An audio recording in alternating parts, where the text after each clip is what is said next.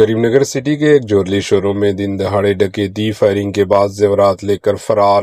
تلنگانہ کے کریم نگر شہر میں دن دہاڑے ڈکیتی یعنی چوری کی بڑی واردات نے سنسنی پھیلا دی۔